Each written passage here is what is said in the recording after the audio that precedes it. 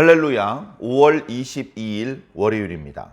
사무엘하 20장 14절부터 끝절 26절까지 말씀을 읽고 은혜 나누도록 하겠습니다. 세바가 이스라엘 모든 지파 가운데 두루 다녀서 아벨과 벳마아가와 베림 온 땅에 이르니 그 무리도 다 모여 그를 따르더라. 이에 그들이 벳마아가 아벨로 가서 세바를 애우고 그 성읍을 향한 지역 언덕 위에 토성을 쌓고 요압과 함께한 모든 백성이 성벽을 쳐서 헐고자 하더니 그 성읍에서 지혜로운 여인 한 사람이 외쳐 이르되 들을지어다 들을지어다 청하건대 너희는 요압에게 이르기를 이리로 가까이 오라 내가 네게 말하려 하노라 한다 하라. 요압이 그 여인에게 가까이 가니 여인이 이르되 요압이니까 하니 대답하되 그러하다 하니라. 여인이 그에게 이르되 여종의 말을 들으소서 하니 대답하되 내가 들으리라 하니라. 여인이 말하여 이르되 옛사람들이 흔히 말하기를 아벨에게 가서 물을 것이라 하고 그 일을 끝내었나이다. 나는 이스라엘의 화평하고 충성된 자 중 하나이거늘 당신이 이스라엘 가운데 어머니 같은 성을 멸하고자 하시는도다. 어찌하여 당신이 여호와의 기업을 삼키고자 하시나이까 하니 요압이 대답하여 이르되 결단코 그렇지 아니하다. 결단코 그렇지 아니하다. 삼키거나 멸하거나 하려 함이 아니니 그 일이 그러한 것이 아니니라. 에브라임 산지 사람 비그리의 아들 그의 이름은 세바라 하는 자가 손을 들어 왕 다윗을 대적하였나니 너희가 그만 내주면 내가 이 성벽에서 떠나가리라 하니라.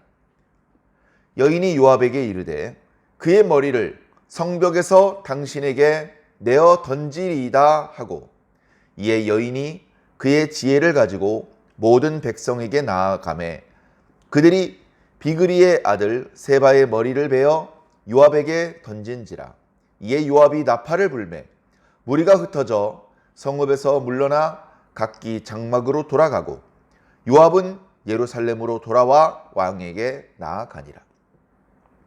요압은 이스라엘 온 군대의 지휘관이 되고 여호야다의 아들 브나야는 그렛 사람과 블렛 사람의 지휘관이 되고 아도람은 감역관이 되고 아힐룻의 아들 여호사밧은 사관이 되고 스와는 서기관이 되고 사독과 아비아달은 제사장이 되고 야일 사람 이라는 다윗의 대신이 되니라. 아멘. 자, 오늘 말씀을 보니까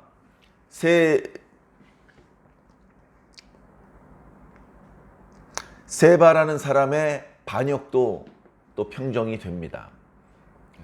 그는 오래전부터 반역을 준비했던 사람은 아니었던 것 같습니다. 물론 마음의 불만이나 이런 것들은 오래전부터 있었는지 모르겠습니다만 구체적으로 어떻게 세력을 규합하고 어떤 곳을 본거지로 삼고 어떻게 다윗을 공격하고 그런 구체성을 전혀 띠지 못하고 있었던 것 같습니다. 자세한 기록이 없다 보니 세바가 정확히 어떤 생각을 하고 있었는지는 알 수 없습니다만 어쨌든 본문 오늘 말씀 앞부분을 보면 세바가 자신의 세력을 더 규합하기 위해서 이스라엘 여러 지파들을 돌아다녔던 것 같습니다.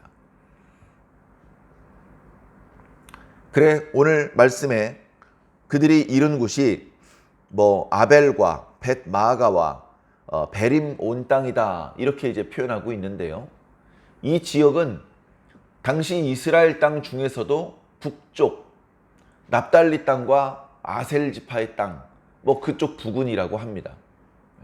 그러니까 길갈에서 나와서 베냐민 땅을 지나 에브라임과 므낫세 땅을 지나 북부 가나안을 차지하고 있는 여러 지파들, 그쪽에 이제 이사갈 지파, 스불론 지파, 납달리 지파, 아셀 지파 땅까지 이제 올라간 것이죠.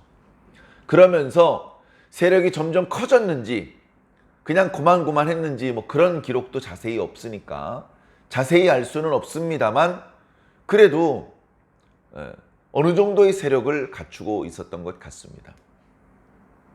그리고서 요압의 군대가 자신들을 추격해 온다는 사실을 들어서 알고 있겠죠. 그래서 그들은 이제 아벨이라는 성 안에 들어가서 공성전을 준비를 하고 있었습니다. 사실은 이런 부분은 다윗이 걱정했던 부분입니다. 다윗이 바라는 것은 북이스라엘 사람이 무릎을 꿇는 것이죠.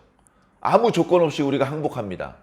우리는 아무 기득권을 바라지 않습니다. 그저 우리를 용서해 주시고, 그저 우리를 벌하지 말아 주시고, 그저 우리를 당신의 백성으로 그렇게 삼아 주신다면 말썽을 일으키지 않고 왕의 말에 복종하겠습니다. 뭐 이런 걸 어쩌면 바랄지도 모릅니다. 그렇게 되면 내전이 일어날 필요도 없고 쓸데없이 근심할 필요도 없게 되겠죠.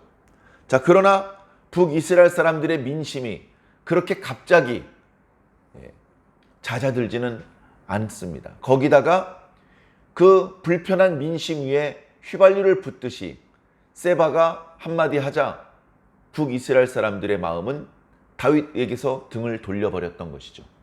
그렇게 해서 세바가 가자 사람들이 그의 뒤를 따랐습니다. 세바가 의도했든 의도했지 않았던 그것은 그 모양 자체가 반역하는 모양입니다.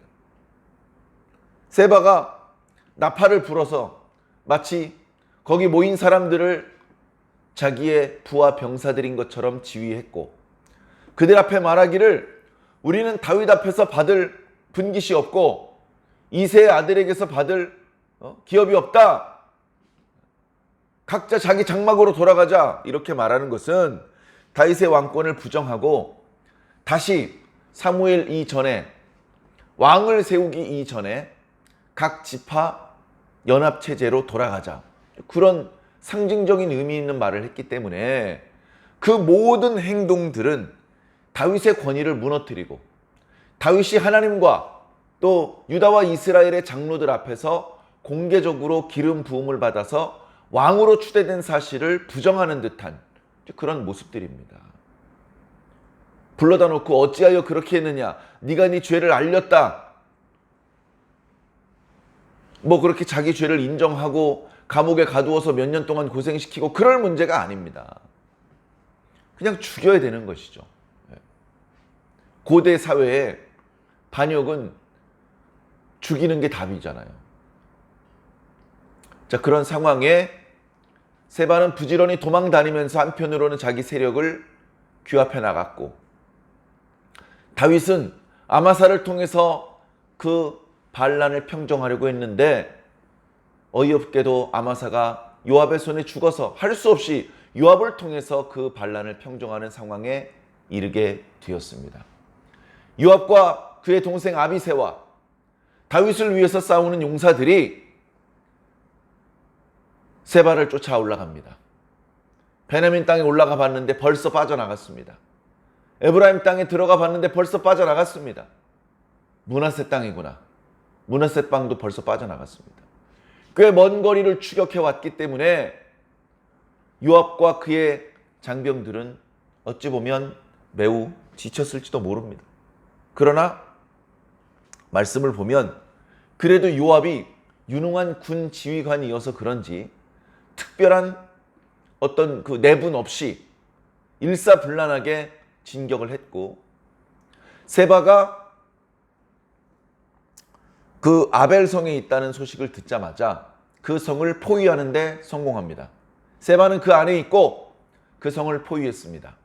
성문은 닫혔고 아무도 성 안팎으로 오갈 수 없습니다. 장사치들도 무슨 그 누구도 왕래할 수가 없죠. 성문이 열리는 순간 요압의 군대가 성 안으로 뛰어 들어갈 것이고 누가 반란군인지 알 수가 없죠. 세바를 받아주었다는 사실 한 가지만으로도 그 아벨성에 살고 있는 모든 사람들은 반란에 가담한 자, 반란군을 도와준 사람, 그래서 현장에서 직결 처형될 수밖에 없는, 다시 말해서 성문이 열리는 순간 그 성 안에 있는 모든 사람들은 다 죽어야 되는 참혹한 상황이 되고 있는 것입니다. 뿐만 아니라 다윗이 걱정했던 대로 그들이 든든한 성 안으로 들어가서 공성전을 펼치게 되면 반란을 평정하는 데까지 많은 시간이 걸린다. 왕권이 안정되는데 많은 시간이 걸린다. 그때까지는 사람들이 다윗이 진정한 왕이 될지, 반란군을 제압하지 못하고 도리어 왕위를 잃어버릴지 모르기 때문에 다윗의 말을 듣지 않습니다. 이기는 사람 말을 들어야 되기 때문에. 자, 그런 애매하고 그 과도기 같은 상황이 너무 오래 끌면 안 되는 것이죠. 그래서 다윗은 처음부터 그들이 든든한 성 안으로 들어가서 공성전을 펼칠까 두렵다고 말을 했던 것입니다. 그러나 타이밍을 놓쳐서 그랬는지 세바는 자신을 지지하는 사람들과 함께 아벨이라는 성 안에 들어가서 공성전을 도모합니다. 처음에는 아벨에 있는 사람들이 세바를 지지했습니다. 우리도 별로 다윗이 왕이 되는 것을 바라지 않았어. 당신이 우리의 왕이 되고 당신이 우리 북이스라엘 사람들의 마음을 어루만져 주신다면 우리도 당신을 따르겠어. 고맙소. 우리 한번 새 나라를 건설해 봅시다. 뭐 이런 이야기가 오갔을 가능성이 높아 보입니다. 자, 그런데 불과 며칠이 지나지 않아서 요압의 군대가 아벨 성에 당도했습니다. 아벨 사람들이 보니까 아이쿠, 생각보다 많은 사람들이 왔습니다. 충분히 양식과 같은 것을 비축하기도 전에 포위당해 버렸습니다.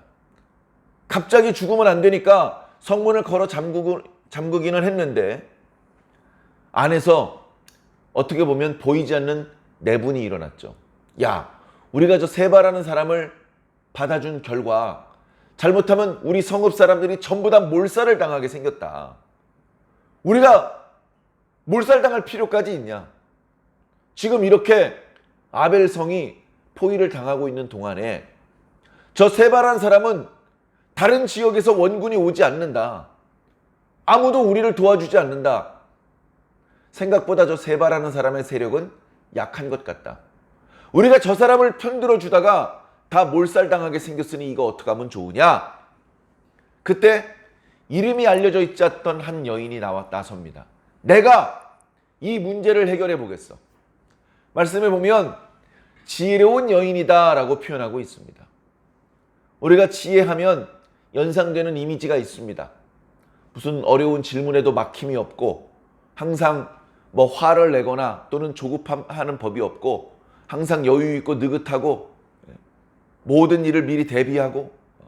자, 그런데 여기서 지혜 있다라는 말은 사람과 사람 사이에 다툼이 생겼을 때 그 다툼을 잘 중재해주는 그런 말쟁이, 뭐 요즘 말로 하면 외교관, 그런 사람을 말합니다. 과거에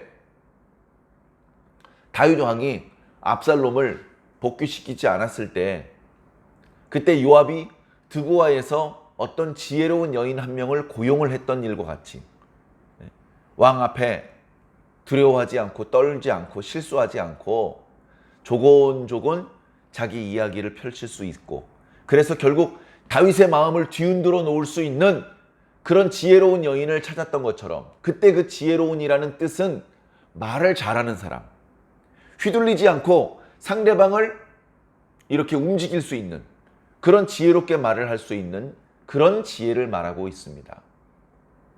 한 여인이 이제 나섭니다. 그래, 성벽 가에 서가지고 그 근처에 있는 요압의 장병들한테 이야기를 하는 것이죠. 이거 보시오! 가서 요압 장군을 이리 가까이 오라고 하시오. 내가 그에게 할 말이 있어! 그렇게 얘기를 했습니다. 그러자 그 소식이 요압의 귀에 들렸고, 요압이 잠시 작업을 중단시키고 요압 스스로 성벽 가까이 나갑니다. 여인이 물어봅니다. 당신이 요압입니까? 그렇소. 내가 요압이요. 제가 하는 말을 좀 들어주십시오. 말하시오. 듣겠소. 하면서 그 여인과 요압의 대화가 펼쳐지는데 그 여인이 말하기를 예전에 이제 속담 이야기를 먼저 합니다. 옛사람이 말씀하시기를 무슨 문제가 생기면 아벨에 가서 물어보고 끝내라. 도저히 두 사람 사이에 다툼이 끝나질 않아. 그런 분쟁이 생기면 조금 멀리 떨어져 있긴 하지만 아벨에 가시오. 그 성읍에는 지혜로운 사람들이 많소. 그 성읍에 가서 그 문제를 내어놓으면 거기서 이러이러 저러저러하게 할 것이요. 그러면 문제가 해결될 것이요. 이런 속담이 있을 정도 아닙니까? 우리 아벨 성은 그렇게 이스라엘에서 유명한 성읍입니다. 지혜자가 많은 성읍입니다. 우리 이스라엘에서 어머니와 같은 성읍입니다. 그런데 당신은 어찌하여 이 이스라엘의 어머니와 같은 성읍을 멸하려고 하십니까? 그리고 여호와의 기업을 삼키려고 하십니까? 하나님의 기업이라는 표현은 참 두려운 표현입니다. 그 가나안 땅을 여호수아 때 정복했습니다. 그러나 그 땅은 정복한 사람의 땅이 아니고 하나님의 땅이셨습니다. 하나님의 소유죠. 그것을 분배해서 제비 뽑아서 각 지파 사람들에게 나누어 주었습니다. 그렇게 해서 부여받은 각각의 토지와 성읍들은 마음대로 매매하거나 그 소유권을 이전할 수 없었습니다. 대대로 최초에 분배받은 사람의 가문의 소유였습니다. 만약에 그것을 돈으로 샀다면 희년이 되었을 때에 아무 대가를 받지 않더라도 본래 주인에게 돌려줘야 했습니다. 아무리 그곳이 아름답고 탐나는 곳이라 하더라도 무리하게 그것을 빼앗는 것은 하나님의 뜻을 저버리는 일이 되었습니다. 심지어 사악하기 그지없었던 아합이라는 왕도 나봇의 포도원을 함부로 빼앗아 갈 수 없어서 그 욕심에 끙끙 앓을 수밖에 없었던 그런 기록도 있습니다. 자, 그런 상황에 요압이라는 사람이 성을 포위하더니 그 성벽을 무너뜨리고 그 성읍 사람들을 죽이고 그 성읍을 차지하려고 한다. 네가 어찌하여 여호와의 기업을 삼키려고 하느냐. 다시 말해서 요압이 이 아벨 성벽을 무너뜨리고 이 아벨 성을 차지하고 오랫동안 이스라엘의 어머니 같은 그런 성읍이었는데 그것을 멸망시키는 것은 부당하다. 그건 하나님의 뜻도 아니고 그건 지혜로운 방법도 아니고 이스라엘 전체를 위하는 것도 아니다. 요압, 당신이 지금 잘못하고 있다. 그렇게 이야기를 하는 것이죠. 그 여인의 이야기를 들었던 요압은 반박할 수 없었습니다. 그래서 급히 그 여인의 말을 부정했습니다. 아닙니다. 결코 그런 게 아닙니다. 당신이 말씀하신 것처럼 저는 이스라엘의 어머니와 같은 성읍을 멸하려는 것이 아닙니다. 저는 여호와의 기업을 삼키려는 것이 아닙니다. 그저 세바라고 하는 사람 때문에 온 것입니다. 여러분과 같은 지파도 아니고 에브라임 산지 사람, 다시 말해서 베냐민 사람 세바가 손을 들어서 이스라엘의 왕 다윗을 배반했습니다. 당신들이 그를 우리에게 내어준다면 우리는 이 성읍을 삼키거나 훼손하지 않고 조용히 돌아갈 것을 약속합니다. 그렇게 얘기를 했습니다. 그랬더니 여인이 이야기를 하는 것이죠. 좋소.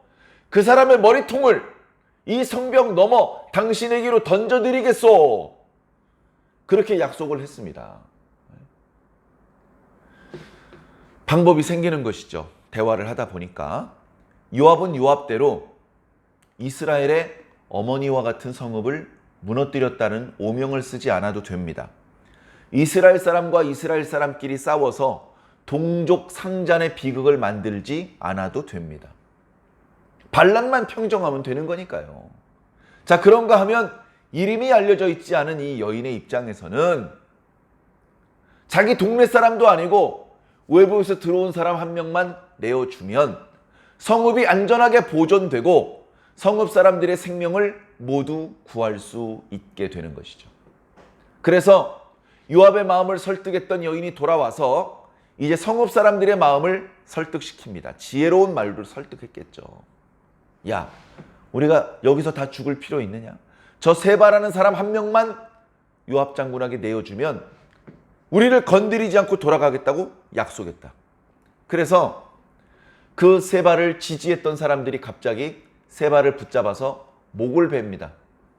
그리고 그의 머리통을 요압에게 집어 던집니다.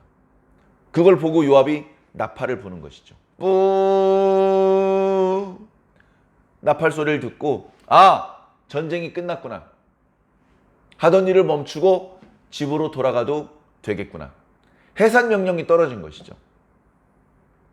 요압과 함께한 사람들만 그 반역자 세바의 수겁을 수습해서 예루살렘으로 돌아오고 그걸로 이제 세바의 반란이라고 말하기도 좀 우스운 그 사건이 일단락이 됐습니다. 오늘 말씀 뒷부분에는 그 사건 이후에 이제 다윗의 통치기간 후반부를 다윗과 함께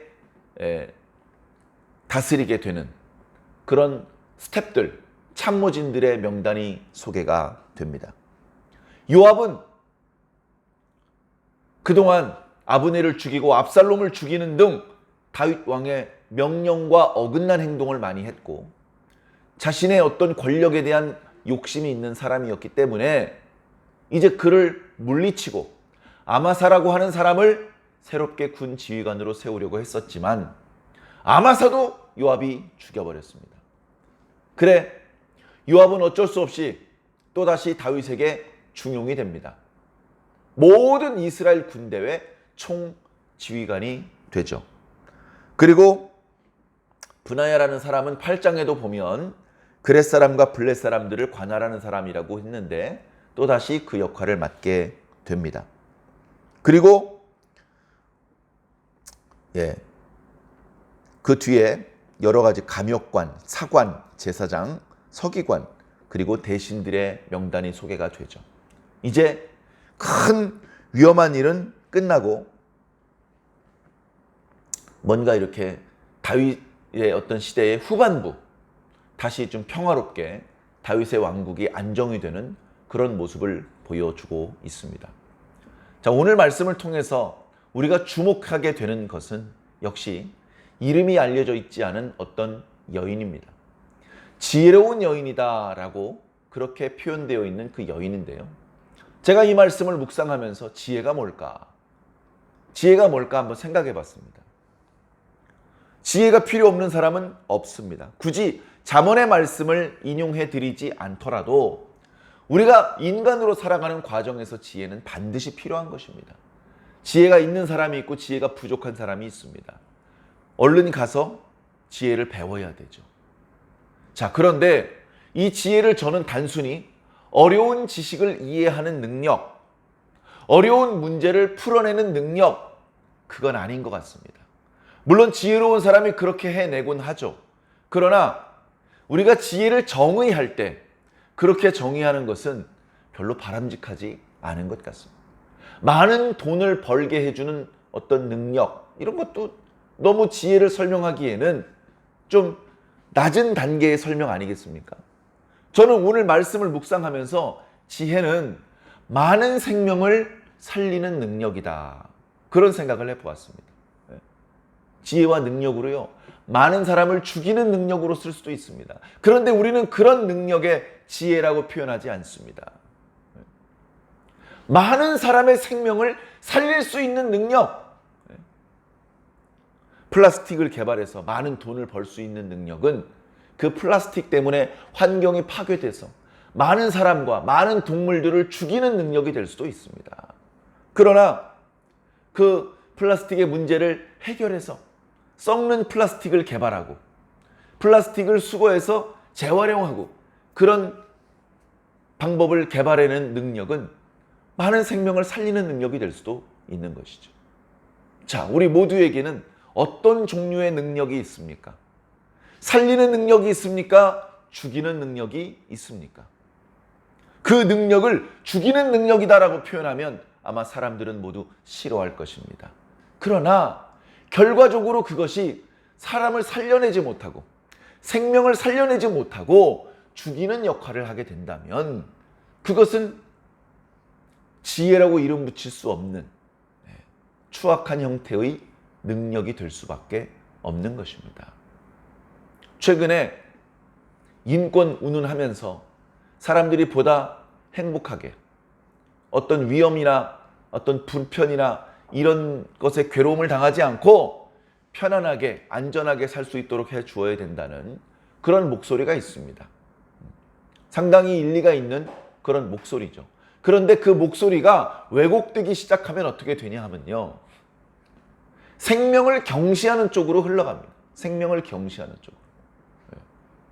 그래서 원하지 않는 임신을 했을 경우에 그 뱃속의 아이가 엄연한 생명체인데도 불구하고 그 아이를 죽이는 법안을 만들려고 하는 것입니다.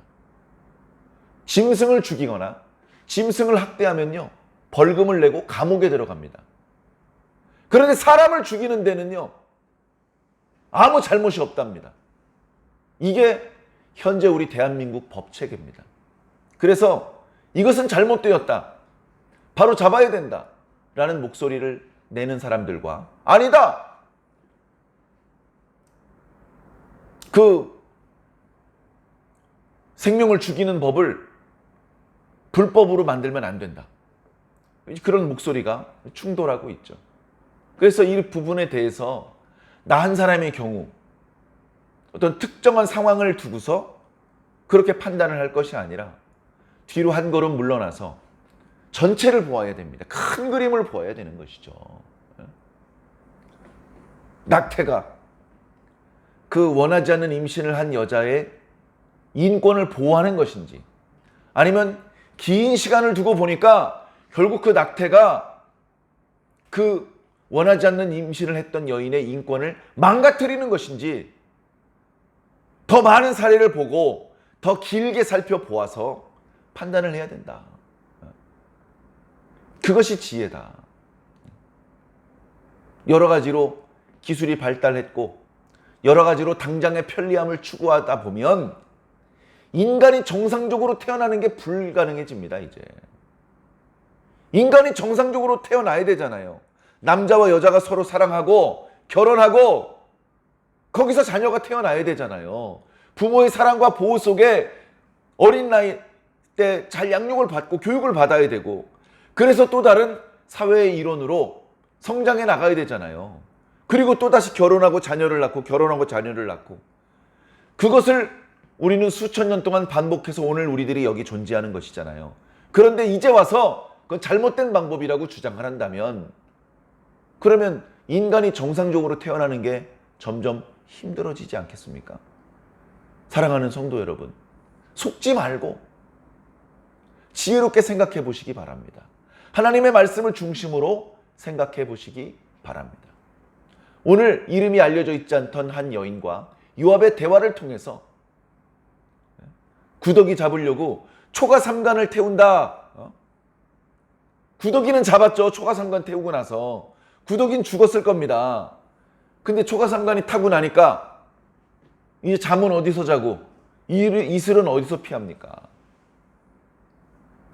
본질은 이 아벨성 주민들을 다 몰살시키고 아벨이라고 하는 성을 무너뜨리는 게 목적이 아니에요. 본질에 집중을 하고 나니까 불필요한 희생을 최소화시킬 수 있었던 것입니다. 아무도 다치지 않고 쓸데없는 돈을 쓸 필요도 없고 속상하고 재산을 잃어버리고 그런 피해도 없고 조용히 끝날 수 있는 것이죠. 우리 주변의 일들도 복잡하게 꼬여있는 경우들이 많이 있습니다만 지혜로운 마음으로 그 문제들을 살펴보셔서 핵심을 건드리면 다른 쓸데없는 일에 휘말리거나 불필요한 비용을 지불하지 않을 수도 있을 것입니다. 주님께 지혜 주시기를 간구하시고 오늘 하루도 오늘 이름이 알려져 있지 않은 이 지혜로운 여인처럼 지혜롭게 말을 하여서 다투고 갈라지는 사람들을 잘 화목하게 화해시키고, 불필요한 어떤 손실이 발생할 수밖에 없는 상황에서 지혜롭게 그 손실을 최소화시킬 수 있는 그런 저와 여러분들이 된다면 오늘도 하나님의 백성답게 빛과 소금의 역할을 다하게 되는 줄로 믿습니다. 오늘 하루도 꼭 그렇게 살아주시기를 예수님 이름으로 간절히 축원합니다. 아멘.